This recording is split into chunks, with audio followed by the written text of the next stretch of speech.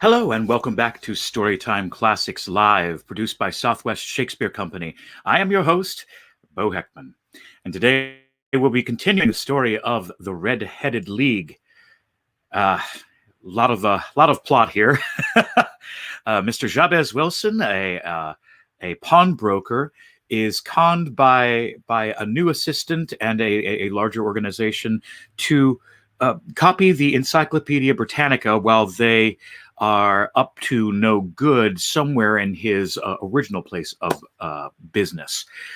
So they are just about to pounce on the bad guys and find out and reveal exactly what's going on. So let's join them there today.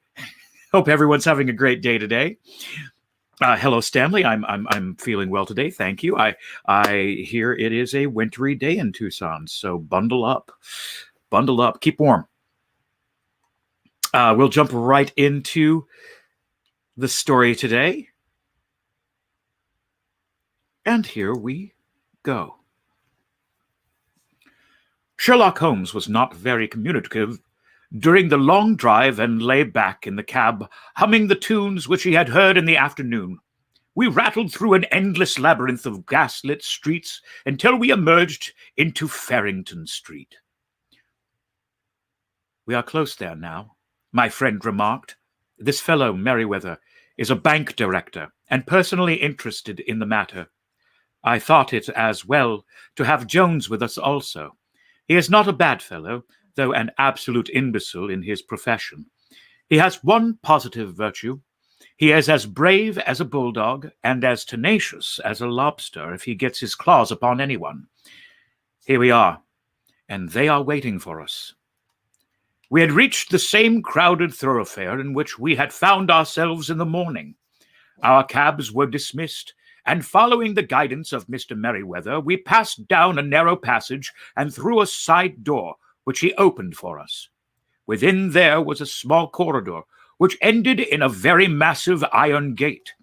This also was opened, and led down a flight of windings which terminated at another formidable gate. Mr. Merriweather stopped to light a lantern, and then conducted us down a dark, earth-smelling passage. And so, after opening a third door into a huge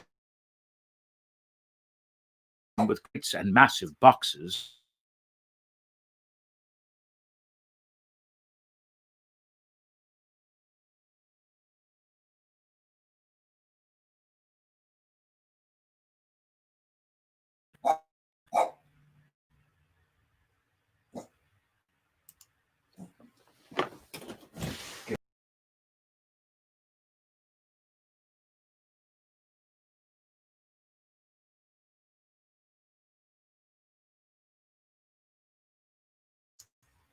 Hello, and we are back. Such are the technical difficulties of dogs, but we love them. We love them very much.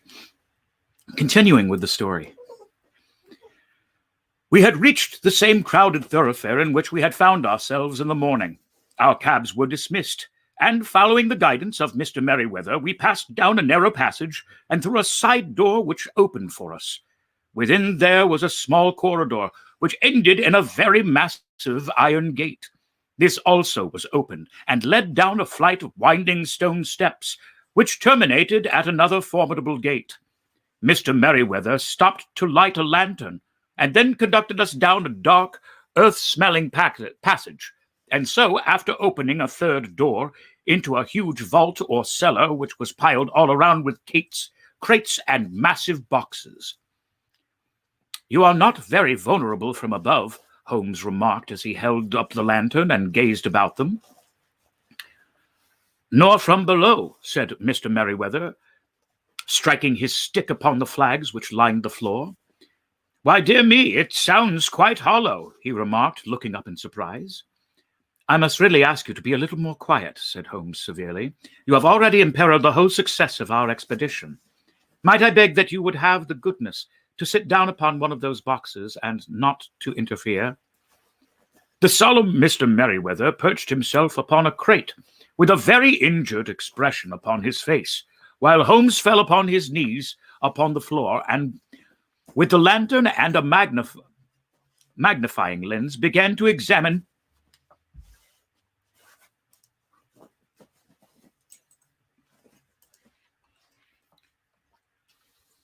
minutely the cracks between the stones. A few seconds sufficed to satisfy him, for he sprang to his feet again and put his glass in his pocket. "We have at least an hour before us," he remarked, "for they can hardly take any steps until the good pawnbroker is safely in bed. Then they will not lose a minute, for the sooner they do their work, the longer time they will have for their escape. We are, as no doubt you have defined, in the cellar of the city branch of one of the principal London banks. Mr. Merryweather is the chairman of directors, and he will explain to you that there are reasons why the more daring criminals of London should take a considerable interest in this cellar at present." "It is our French gold," whispered the director. "We had several. Your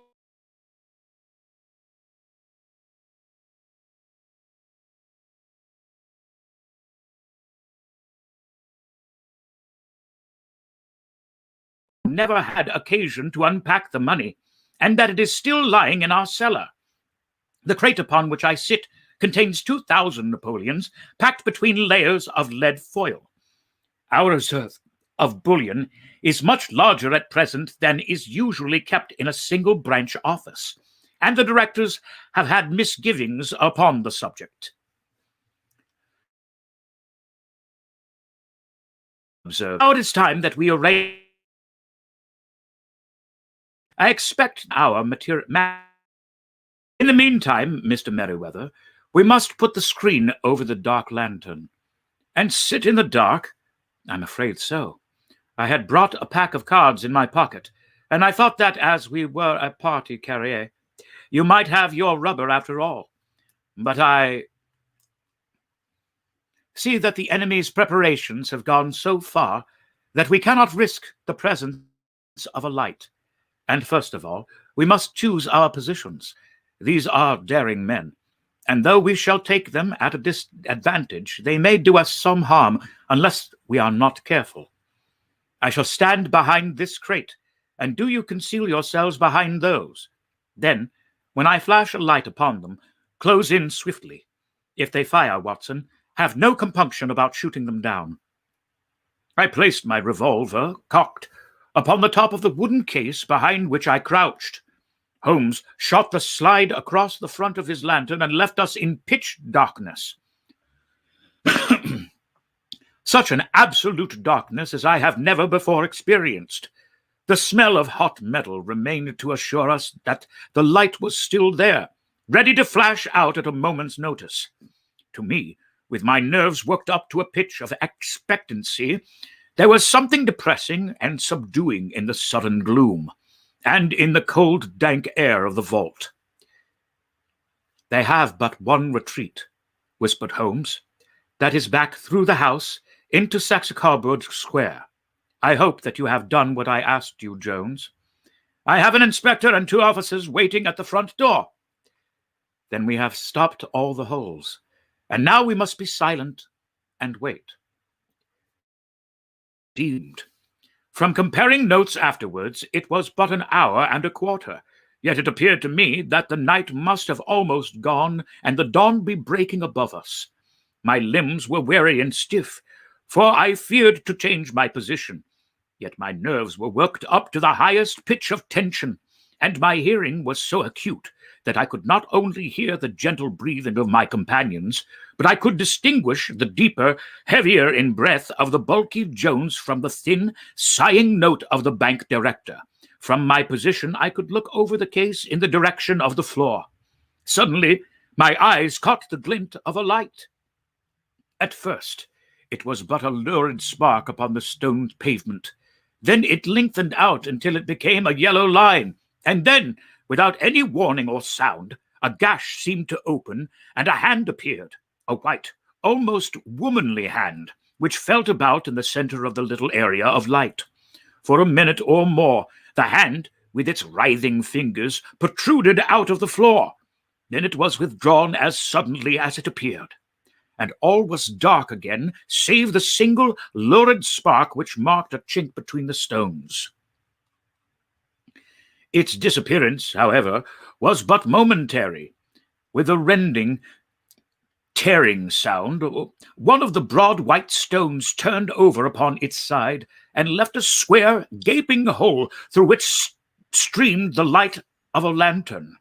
Over the edge there peeped a clean-cut, boyish face, which looked keenly about it, and then, with a hand on either side of the aperture, drew itself shoulder-high and waist-high until one knee rested upon the edge. In another instant, he stood at the side of the hole and was hauling after him a companion, lithe and small like himself, with a pale face and a shock of very red hair. "It's all clear," he whispered. "Have you the chisel and the bags? Great Scott! Jump, Archie, jump, and I'll swing for it." Sherlock Holmes had sprung out and seized the intruder by the collar. The other dived down the hole, and I heard the sound of rending cloth as Jones clutched at his skirts. The light flashed upon the barrel of a revolver, but Holmes' hunting crop came down on the man's wrist, and the pistol clinked upon the stone floor. "It's no use, John Clay," said Holmes blandly. "You have no chance at all." "So I see," the other answered with the utmost coolness. "I fancy that my pal is all right, though I see you have got his coat-tails." "There are 3 men waiting for him at the door," said Holmes. "Oh, indeed. You seem to have done the thing very completely. I must compliment you." "And I you," Holmes answered. "Your red-headed idea was very new and effective." "You'll see our pal again presently," said Jones. "He's quicker at climbing down holes than I am. Just hold out a while and I'll fix the debris. The derbies." "I beg that you will not touch me with your filthy hands," remarked our prisoner, as the handcuffs clattered upon his wrists. "You may not be aware that I have royal blood in my veins. Have the goodness also, when you address me, always to say 'sir' and 'please.'" "All right," said Jones with a stare and a snigger. "Well, would you please, sir, march upstairs, where we can get a cab to carry your highness to the police station?" "That is better," said John Clay serenely. He made a sweeping bow to the 3 of us and walked quietly off in the custody of the detective. "Really, Mr. Holmes," said Mr. Merryweather as we followed them from the cellar, "I do not know how the bank can thank you or repay you. There is no doubt that you have detected and defeated in the most complete manner one of the most determined attempts at bank robbery that ever come within my experience." "I have had 1 or 2 little scores of my own to settle with Mr. John Clay," said Holmes. "I have been at some small expense over this matter, which I shall expect the bank to refund. But beyond that, I am amply repaid by having had an experience which is in many ways unique, and by hearing the very remarkable narrative of the Red-Headed League. You see, Watson," he explained, in the early hours of the morning as we sat over a glass of whiskey and soda in Baker Street, "it was perfectly obvious from the first that the only possible object of his rather fantastic business of the advertisement of the League and the copying of the Encyclopedia must get this not-over-bright pawnbroker out of the way for a number of hours each day. It was a curious way of managing it, but really, it would be difficult to suggest a better. The method was no doubt suggested to Clay's ingenious mind by the color of his accomplice's hair. The £4 a week was a lure which must draw him, and what was it to them, who were playing for thousands? But put in the advertisement, one rogue has the temporary office, the other rogue incites the man to apply for it, and together they manage to secure his absence every morning in the week. From the time that I heard of the assistant having come for half wages, it was obvious to me that he had some strong motive for securing the situation." "But how could you guess what the motive was?" "Had there been women in the house, I should have suspected a mere vulgar intrigue, but, however, was out of the question. The man's business was a small one, and there was nothing in his house which could account for such elaborate preparations, such an expenditure as they were at all. It must then be something out of the house, What could it be? I thought of the assistant's fondness for photography, and his trick of vanishing into the cellar. The cellar. There was the end of this tangled clue.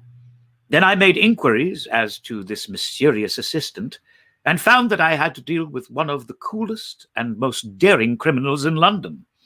He was doing something in the cellar, something which took many hours a day for months on end. What could it be, once more? I could think of nothing save for that he was running a tunnel to some other building. So far I had got when we went to visit the scene of the action. I surprised you by beating upon the pavement with my stick. I was ascertaining whether the cellar stretched out in front or behind. It was not in front. Then I rang the bell, and as I hoped, the assistant answered it. We have had some skirmishes, but we never had set eyes upon each other before. I hardly looked at his face. His knees were what I wished to see. You must yourself have remarked how worn, wrinkled, and stained they were. They spoke of those hours of burrowing. The only remaining point was that they were burrowing what they were burrowing for. I walked around the corner, saw the city and the suburban bank abutted on our friend's premises, and felt that I had solved my problem. When you drove him home after the concert, I called upon Scotland Yard and upon the chairman of the bank directors, with the result that you have seen. And how could you tell that they would make their attempt tonight? I asked. Well, when they closed their league offices, that was the sign that they cared no longer about Mr. Jabez Wilson's presence. In other words, that they had completed their tunnel. But it was essential that they could use it soon, as it might be discovered or the bullion might be removed. Saturday would suit them better than any other day, as it would give them 2 days for their escape. For all these reasons, I expect them to come tonight. You reasoned it out beautifully, I exclaimed in unfeigned admiration. It is so long a chain, and yet every link rings true. It saved me from ennui, he answered, yawning. Alas, I already feel it closing upon me. My life is spent in one long effort to escape from the commonplaces of existence. These little problems help me to do so. And you are a benefactor of the race, said I. He shrugged his shoulders. Well, perhaps, after all, it is of some little use, he remarked.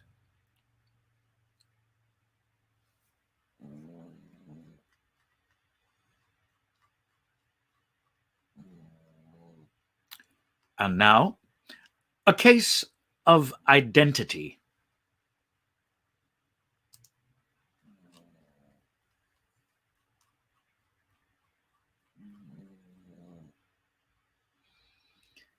My dear fellow, said Sherlock Holmes, as we sat on either side of the fire in his lodgings at Baker Street, life is infinitely stranger than anything which the mind of man could invent.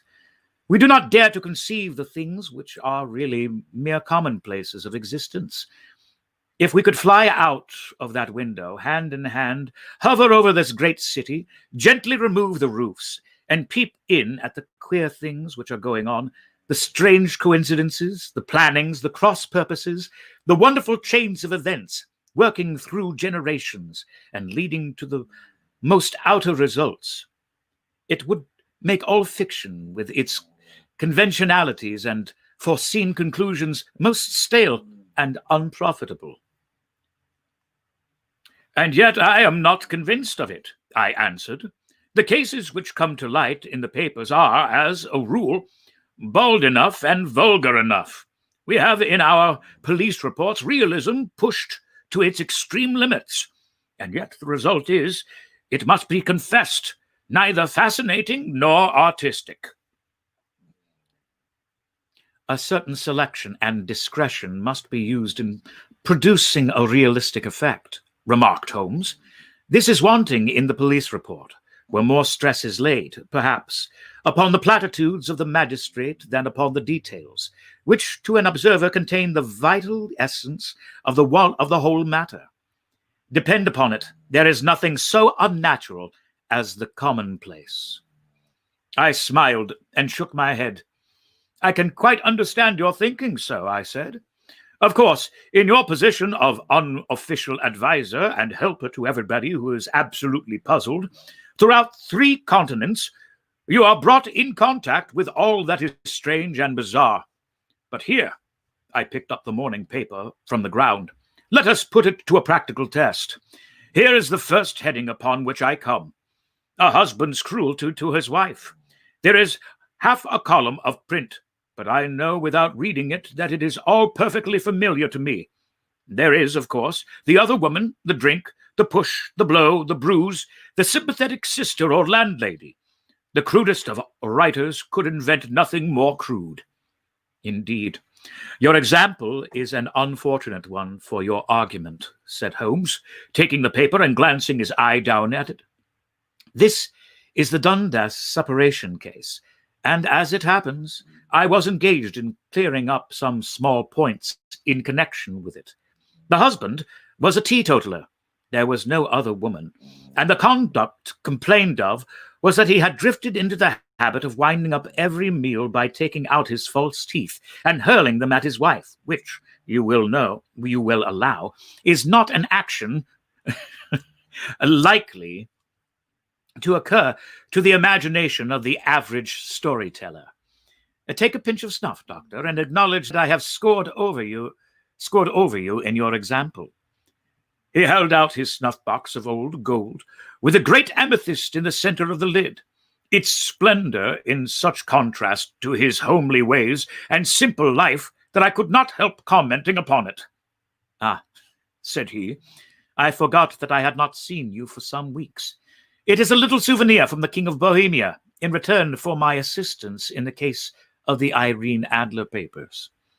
And the ring? I asked, glancing at a remarkable brilliant which sparkled upon his finger. It was from the reigning family of Holland. Through the matter in which I served them was of such delicacy that I cannot confide it even to you, who have been good enough to chronicle 1 or 2 of my little problems. And have you any on hand just now? I asked with interest. Some 10 or 12, but none which present any feature of interest. They are important, you understand, without being interesting. Indeed, I have found it is usually an unimportant matters that there is a field for the observation and for the quick analysis of cause and effect which gives the charm to an investigation. The larger crimes are apt to be the simpler, for the bigger the crime, the more obvious, as a rule, is the motive. In these cases, save for one rather intricate matter which has been referred to me from Marseille, there is nothing which presents any features of interest. It is possible, however, that I may have something better before very many minutes are over, for this is one of my clients, or I am much mistaken. He had risen from his chair and was standing between the parted blinds, gazing down into the dull, neutral-tinted London street. Looking over his shoulder, I saw that on the pavement opposite there stood a large woman with a heavy fur boa round her neck, and a large curling red feather in a broad-brimmed hat, which was tilted in a coquettish Duchess of Devonshire fashion over her ear. From under this great panoply, she peeped up in a nervous, hesitating fashion at our windows, while her body oscillated backward and forward, and her fingers fidgeted with her glove buttons. Suddenly, with a plunge as of the swimmer who leaves the bank, she hurried across the road, and we heard the sharp clang of the bell. I have seen those symptoms before, said Holmes, throwing his cigarette into the fire. Oscillation upon the pavement always means an affaire de coeur. She would like advice, but is not sure that the matter is not too delicate for communication. And yet, even here we may discriminate. When a woman has been seriously wronged by a man, she no longer oscillates, and the usual symptom is a broken bell wire. Here we may take it that there is a love matter, but that the maiden is not so much angry as perplexed or grieved. But here she comes in person to resolve our doubts. As he spoke, there was a tap at the door, and the boy in buttons entered to announce Miss Mary Sutherland, while the lady herself loomed behind his small black figure like a full-sailed merchantman behind a tiny pilot boat. Sherlock Holmes welcomed her with the easy courtesy for which he was remarkable, and, having closed the door and bowed her into an armchair, he looked her over in the minute and yet abstracted fashion which was particular to him.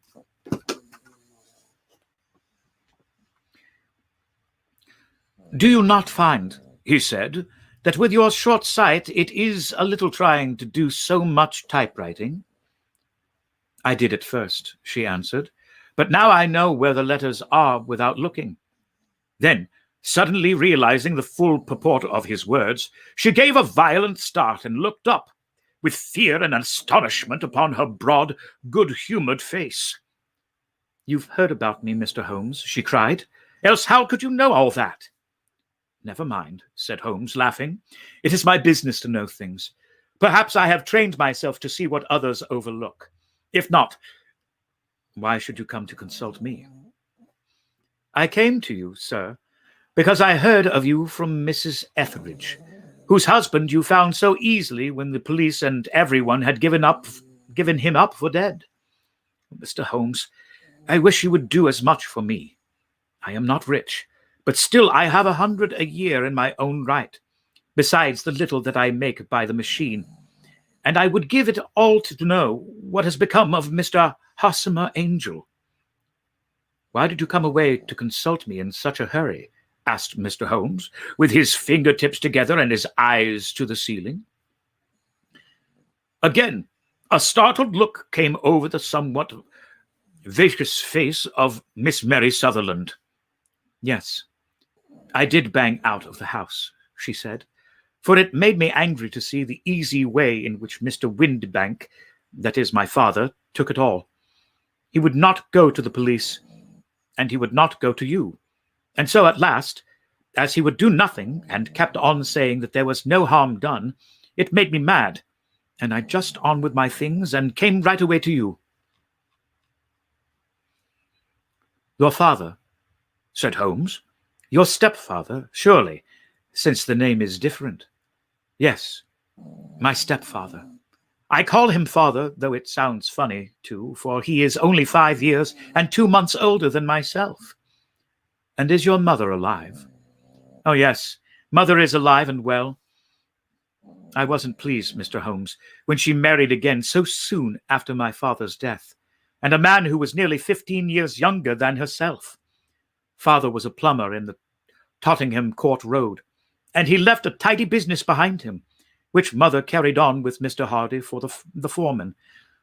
But when Mr. Windibank came, he made her sell the business, for he was very superior, being a traveller in wines. They got £4,700 for the goodwill and interest, which wasn't near as much as father could have got if he had been alive. I had expected to see Sherlock Holmes impatient under this rambling and inconsequential narrative, but, on the contrary, he had listened with the greatest concentration of attention. "Your own little income," he asked, "does it come out of the business?" "Oh, no, sir. It is quite separate and was left to me by my Uncle Ned in Auckland. It is in New Zealand stock, paying 4.5%. £2,500 was the amount, but I can only touch the interest."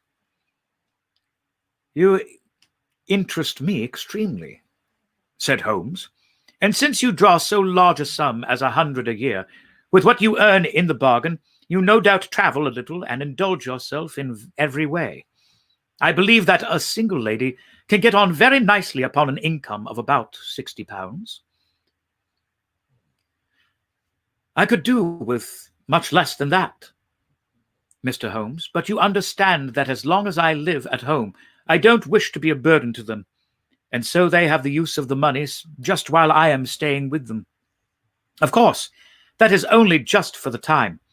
Mr. Windibank draws my interest every quarter and pays it over to mother. I find that I can do pretty well with what I earn at typewriting. It brings me 2 pence a sheet. I can often do from 15 to 20 sheets in a day." "You have made your position very clear to me," said Holmes.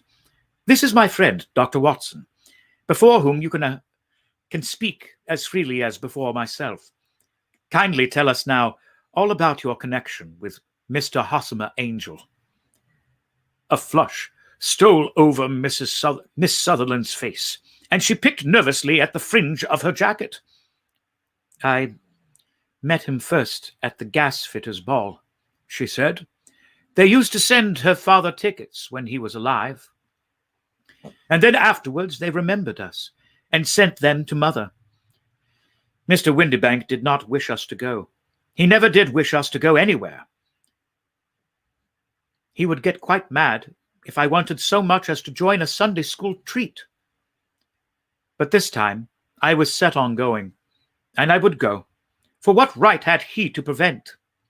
He said the folk were not fit for us to know, when all father's friends were to be there. And he said that I had nothing fit to wear, when I had my purple plush that I had never so much as taken out of the drawer. At last, when nothing else would do, he went off to France upon the business of the firm. But we went, Mother and I, with Mr. Hardy, who used to be our foreman, and it was there that I met Mr. Hosmer Angel." "I suppose," said Holmes, "that when Mr. Windibank came back from France, he was very annoyed at your having gone to the ball." "Oh, well, he was very good about it. He laughed, I remember, and shrugged his shoulders, and said there was no use denying anything to a woman, for she would have her way." "I see. Then at the gas-fitters' ball you met, as I understand, a gentleman called Mr. Hosmer Angel." "Yes, sir. I met him that night, and he called the next day to ask if we had got home all safe. And after that we met him, that is to say, Mr. Holmes, I met him twice for walks. But after that father came back again, and Mr. Hosmer Angel could not come to the house any more." "No?"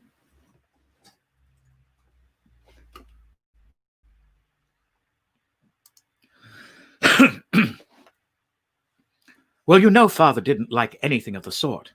He wouldn't have any visitors if he could help it, and he used to say that a woman should be happy in her own family circle.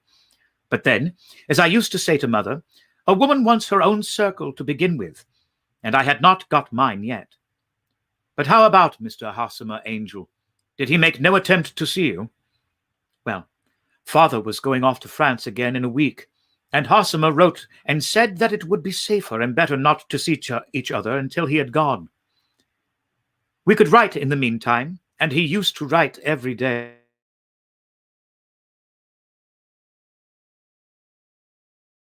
"Oh, were you engaged to the gentleman at this time?" "Oh, yes, Mr. Holmes. We were engaged after the first week that we took. Hosmer, Mr. Angel, was the cashier in an office in the Leadenhall Street." "What office?" "That's the worst of it, Mr. Holmes. I don't know." "Where did he live, then?" "He slept on the premises." "And you don't know his address?" "No, except that it was Leadenhall Street." "Where did you address your letters, then?" "To the Leadenhall Street post office, to be left till called for. He said that if they were sent to the office, he would be chaffed by all the other clerks about having letters from a lady. So I offered to typewrite them, like he did his, but he wouldn't typewrite them. But he wouldn't have that, for he said that when I wrote them, they seemed to come from me. But when they were typewritten, he always felt that the machine had come between us."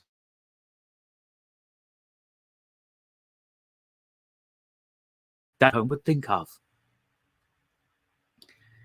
"It was mostly suggestive," said Holmes, "as has long been an axiom of mine that the little things are infinitely the most important.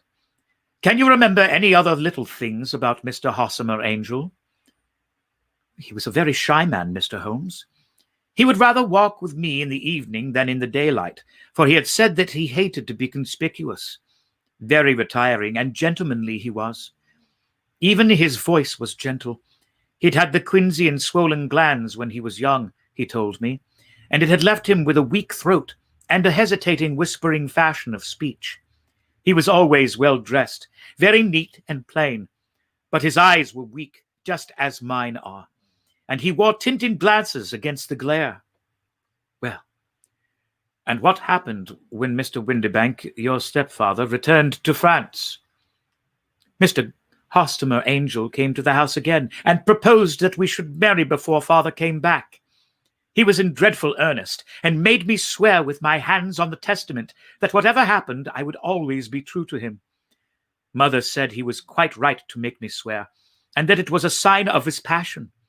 Mother was all in his favor from the first, and was even fonder of him than I was. Then, when they talked of marrying within the week, I began to ask about father, but they both said never to mind about father, but just to tell him afterwards. And Mother said she would make it all right with him. I didn't quite like that, Mr. Holmes. It seemed funny that I should ask his leave, and he was only a few years older than me. But I didn't want to do anything on the sly. So I wrote to father at Bordeaux, where the company has its French offices. But the letter came back to me on the very evening of the wedding. It missed him then. Yes, sir, for he had started to England just before it arrived. Ha!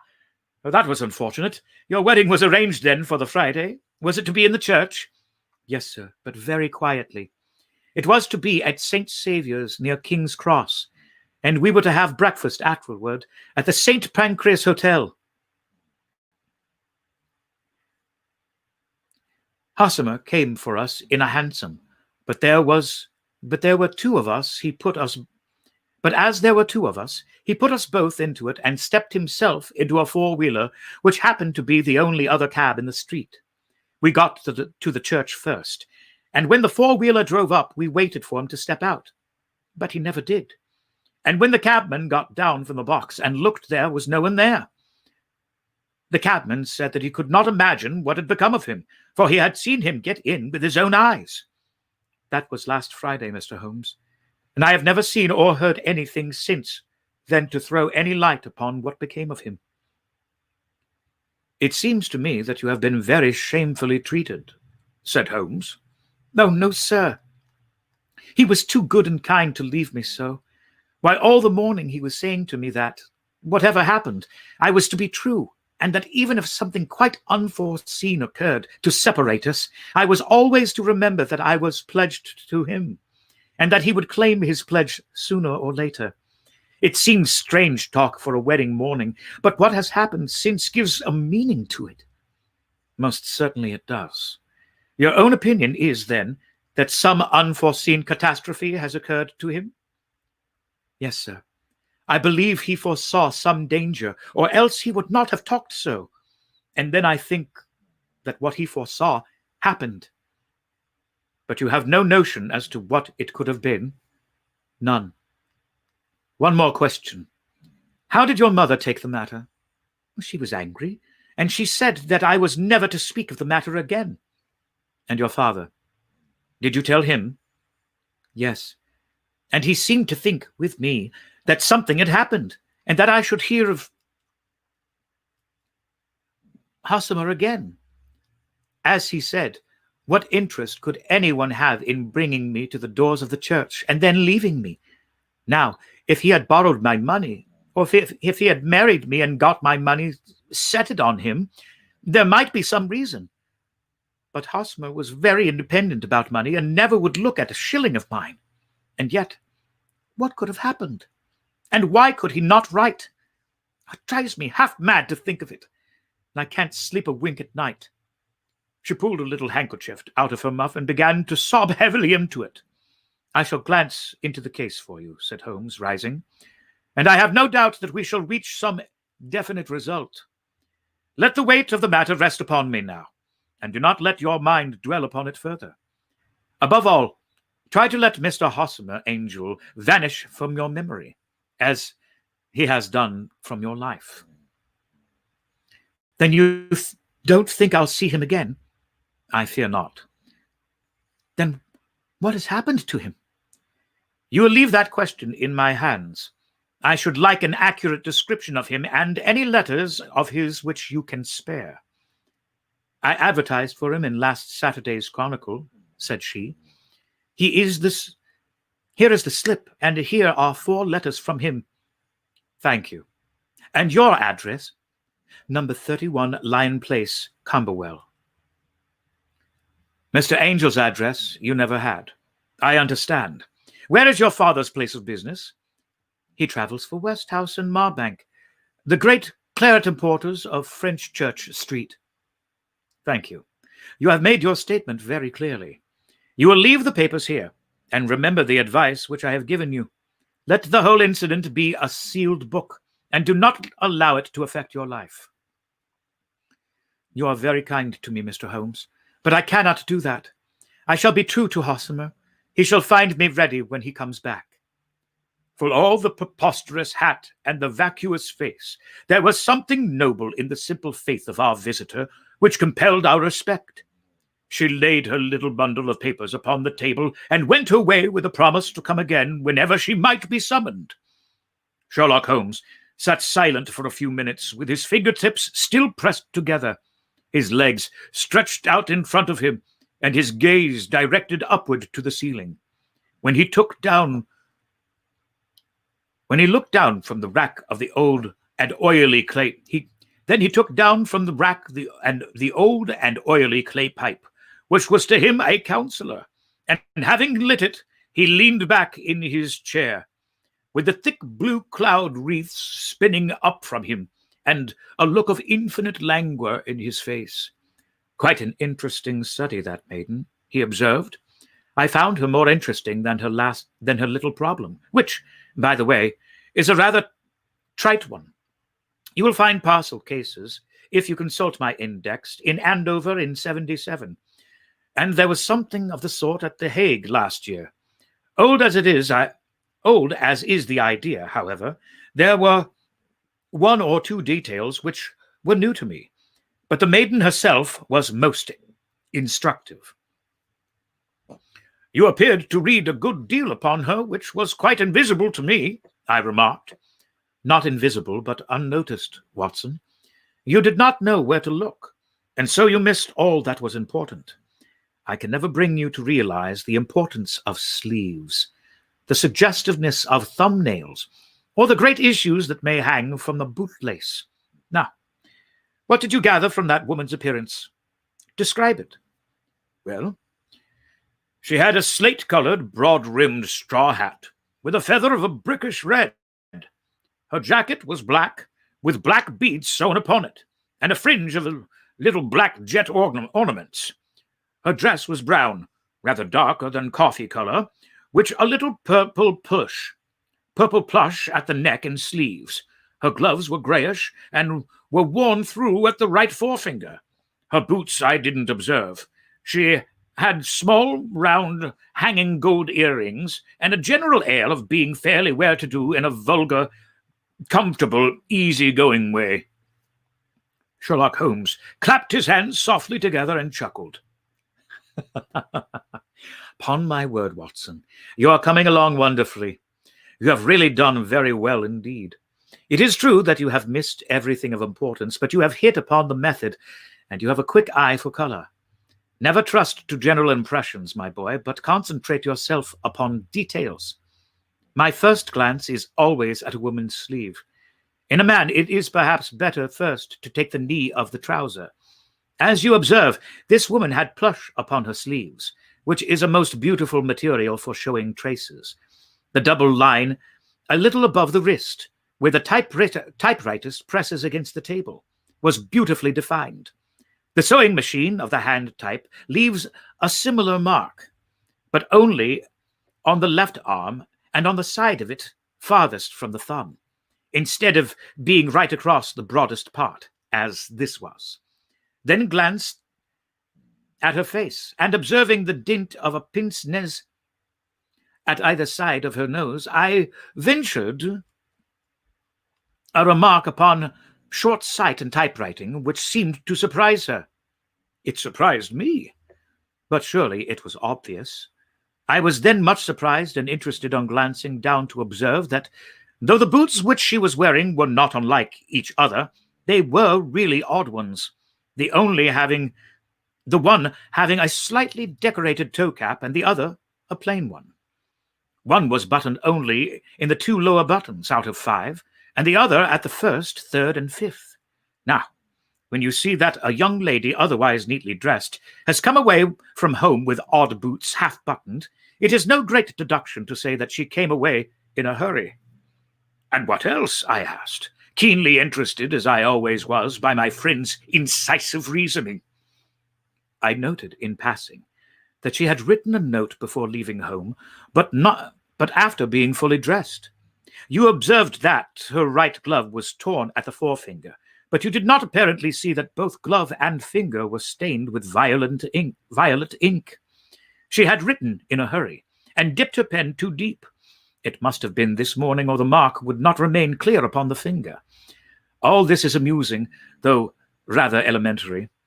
But I must go back to business, Watson. Would you mind reading me the advertised description of Mr. Hossamer Angel? I held the little printed slip to the light. Missing, it said.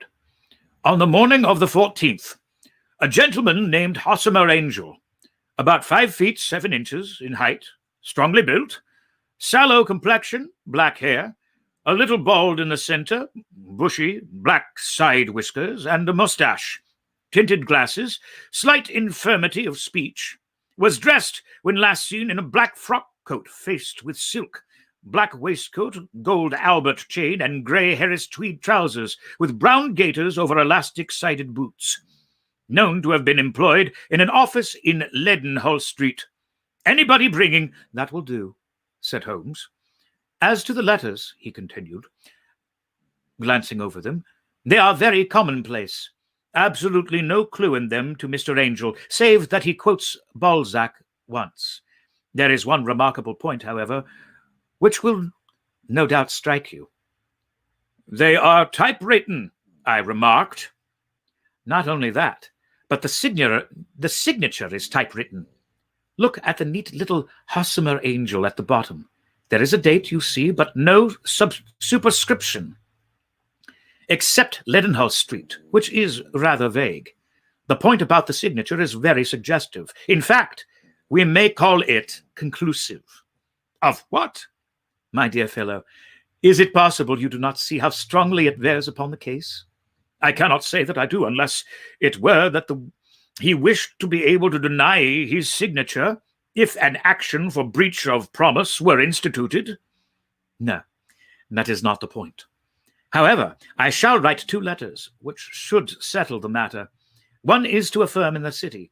The other is to the young lady's stepfather, Mr. Windibank, asking him whether he could meet us here at 6 o'clock tomorrow evening. It is just as well that we should do business with the male relatives. And now, Doctor, we could do nothing until the answers to those. So we put them upon the shelf for the interim. Subtle powers of reasoning and extraordinary energy in action, that I felt that he must have some solid grounds for the assured and easy demeanor with which he treated the singular mystery which he had been called upon to fathom. Once only had I known him to fail, in the case of the King of Bohemia and the Irene Adler photograph.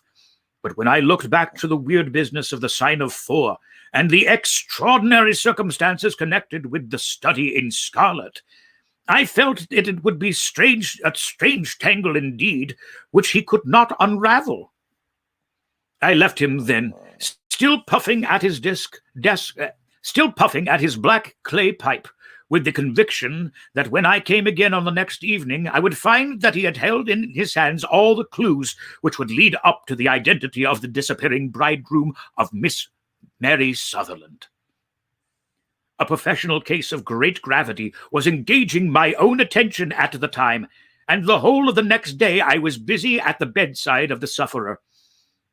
It was not until close upon 6 o'clock that I found myself free and was able to spring into a hansom cab and drive to Baker Street, half afraid that I might be too late to assist at the denouement of the little mystery. I found Sherlock Holmes alone, however, half asleep, with his long, thin form curled up in the recesses of his armchair. a formidable array of bottles and test tubes with the pungent, cleanly smell of hydrochloric acid. Told me that he had spent his day in the chemical work which was so dear to him. "Well, have you solved it?" I asked as I entered. "Yes. It was bisulfate of baryta." "No, the mystery!" I cried. "Oh, that. I thought of the salt that I have been working upon. There was never any mystery in the matter, though, as I said yesterday, some of the details are of interest. The only drawback is there is no law, I fear, that can touch the scoundrel." "Who was he, then? And what was his object in deserting Miss Sutherland?" The question was hardly out of my mouth, and Holmes had not yet opened his lips to reply when we heard a heavy footfall in the passage and a tap at the door. "This is the girl's stepfather, Mr. James Windibank," said Holmes.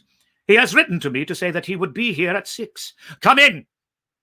The man who entered was a sturdy, middle-sized fellow, some 30 years of age, clean-shaven and sallow-skinned, with a bland, insinuating manner and a pair of wonderfully sharp and penetrating grey eyes.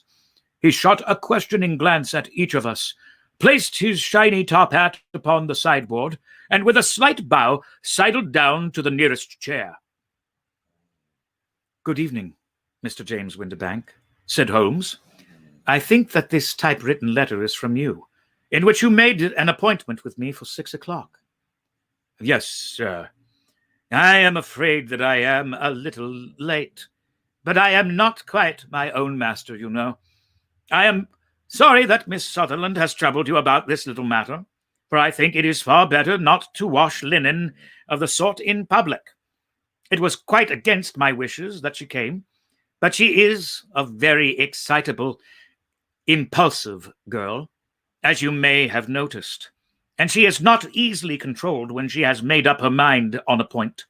Of course, I did not mind you so much as you are not connected with the official police, but it is not pleasant to have a family misfortune like this noised abroad. Besides, it is useless expense, for how could you possibly find this Hossamer angel?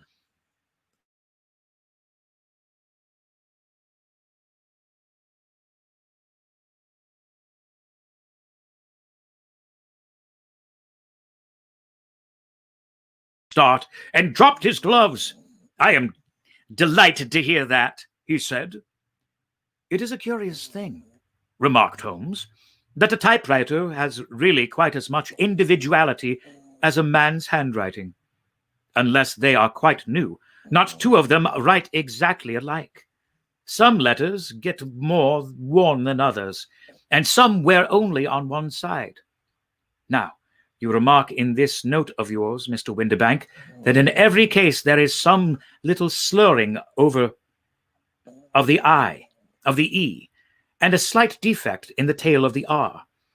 There are 14 other characteristics, but those are the more obvious. We do all our correspondence with this machine at the office, and no doubt it is a little worn," our visitor answered, glancing keenly at Holmes with his bright little eyes. And now I will show you what is really a very interesting study. Mr. Windibank," Holmes continued.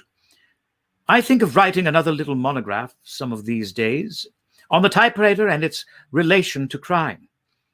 It is a subject to which I have devoted some little attention. I have here 4 letters which purport to come from the missing man. They are all typewritten. In each case, not only are the E's slurred and the R's tailless, but you will observe, if you care to use my magnifying lens, that the 14 other characteristics to which I have alluded are there as well." Mr. Windibank sprang out of his chair and picked up his hat. "I cannot waste time over this sort of fantastic talk, Mr. Holmes," he said. "If you can catch the man, catch him, and let me know when you have done it." "Certainly," said Holmes, stepping over and turning the key in the door. "I'll let you know, then, that I have caught him." "What? Where?" shouted Windibank, turning white to his lips and glancing about him like a rat in a trap. "Oh, it won't do. Really, it won't," said Holmes suavely. "There is no possible getting out of it, Mr. Windibank. It's quite too transparent, and it was a very bad compliment when you said it was impossible for me to solve so simple a question.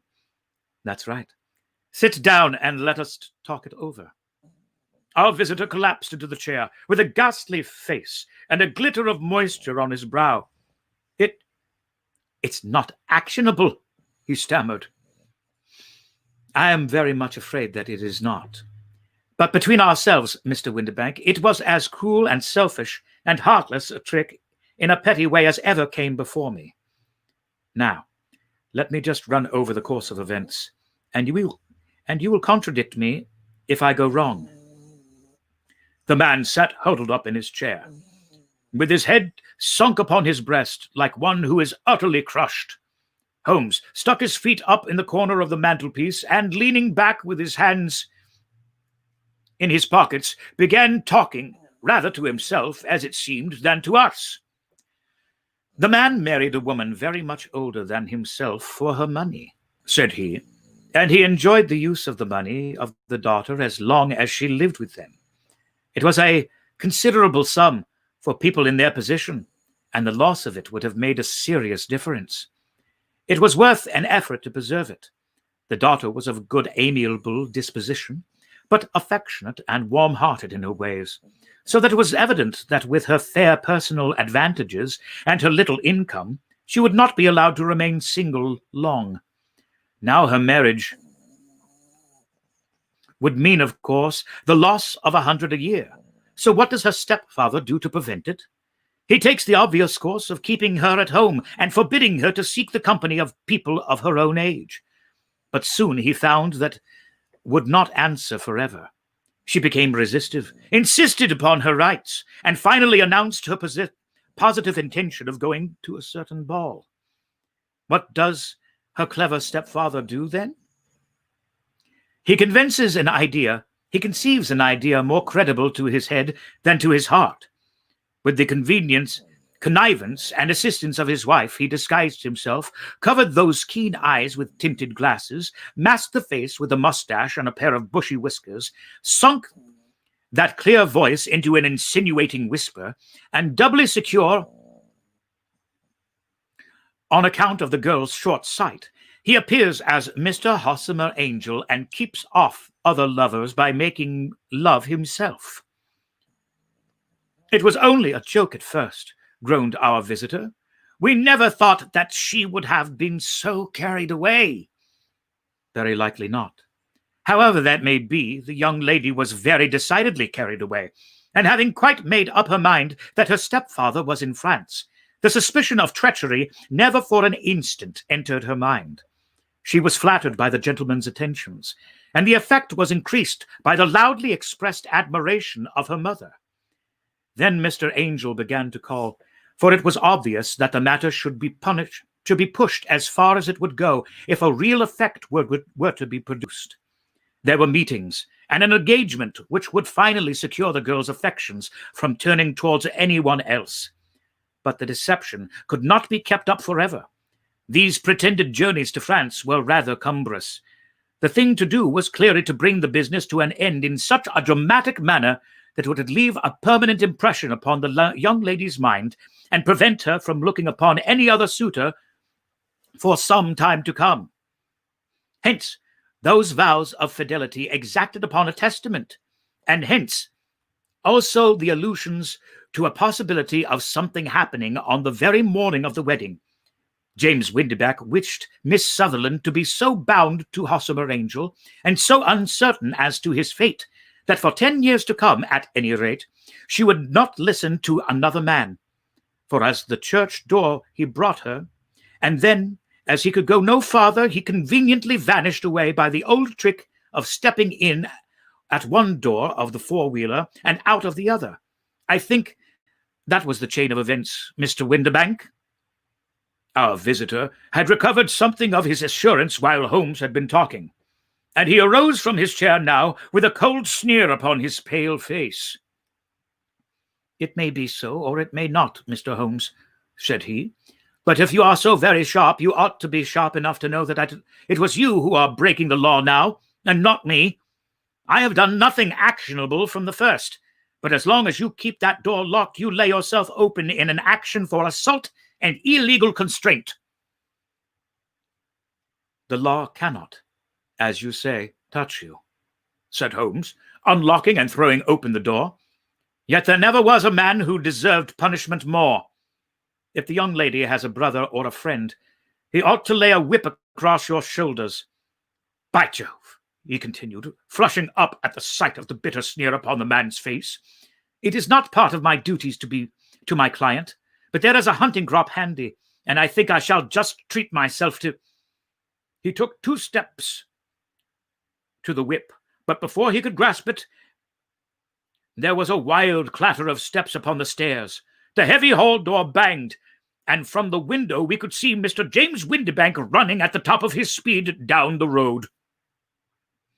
"There's a cold-blooded scoundrel," said Holmes, laughing, as he threw himself down into his chair once more.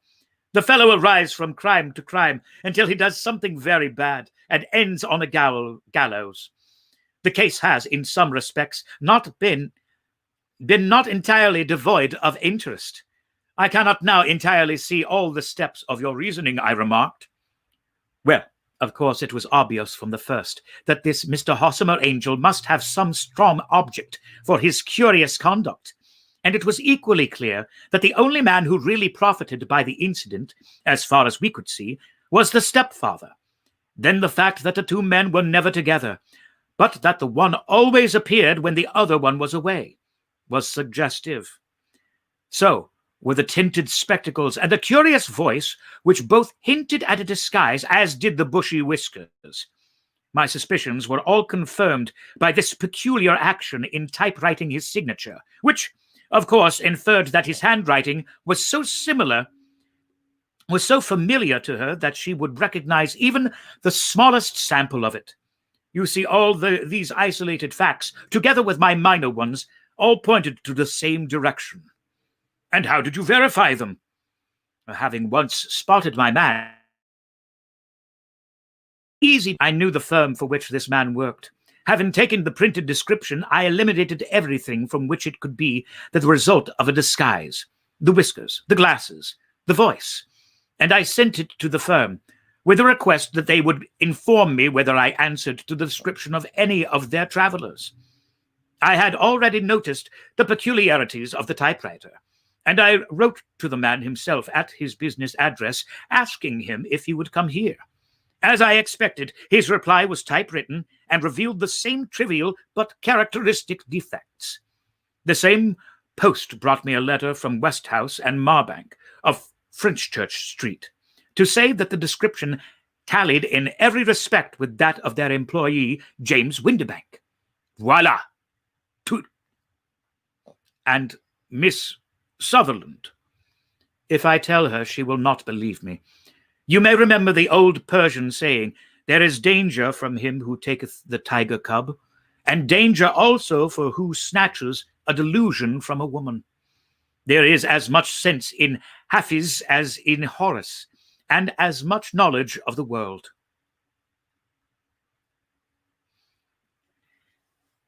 And that concludes our Storytime Classics Live for today. Thank you for tuning in. We hope you have a great rest of your day. Tomorrow, we will begin with the Boscombe Valley Mystery. Have a great day out there. If you're going outside, please be safe and wear a mask.